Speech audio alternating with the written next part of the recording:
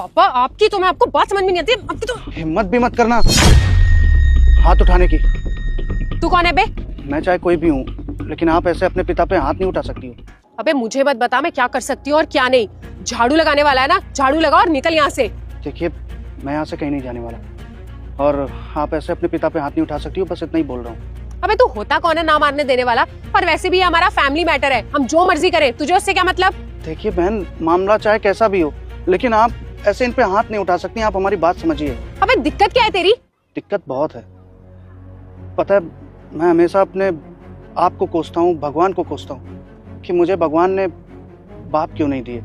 आपको पता है, जब मैं पैदा भी नहीं हुआ था उससे पहले ही मेरे पिता गुजर चुके थे, और जब मैं पैदा हुए तो बस भूख, गरीबी और यही सब कुछ था। अरे पिता, माँ बाप हमारे लिए क्या कुछ नहीं करते, और हम बड़े होते ही हम उनकी बेइज्जती करना चालू कर देते हैं। उनकी छोटी सी भी गलती हमसे बर्दाश्त नहीं होती। आपको पता है, माँ बाप हमारी हजारों गलतियां माफ कर देते हैं, हमें कभी कुछ नहीं कहते हैं, हमारे लिए दुनिया के सारे दुख झेलते हैं, लेकिन हम बड़े होते ही उनकी एक गलती माफ नहीं कर पाते। अरे गलती माफ करना तो छोड़ो, हमसे उनका बुढ़ापा बर्दाश्त नहीं होता। उन पे हाथ उठाते हैं, उन्हें मारते हैं, उन्हें धक्के मार के घर से बाहर तक निकाल देते हैं। अरे मैडम, माँ बाप की कदर क्या होती है उससे पूछिए जिसके पास है नहीं। आपके पास तो हैं, तब भी आप उनकी कदर नहीं कर पा रहे हो। अगर मुझे भगवान ने मेरे पिता दिए होते ना, तो मैं बताता कि एक अच्छा बेटा क्या होता है, मैं बन के दिखाता।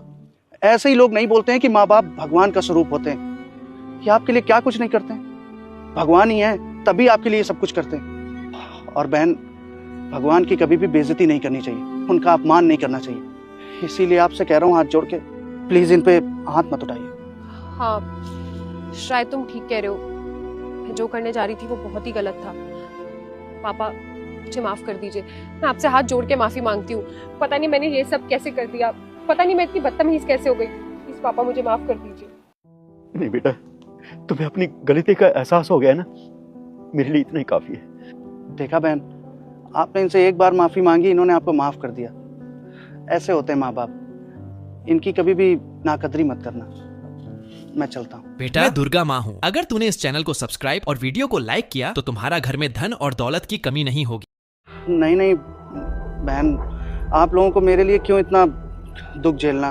मैं आप लोगों के ऊपर बोझ नहीं बनूंगा, और वैसे भी जब भगवान ने ही मेरे सर से बाप का साया छीन लिया है, तो फिर मैं कौन होता हूँ। ठीक है, मैं चलता हूँ। खुश रहो मेरे बेटे। ठीक है।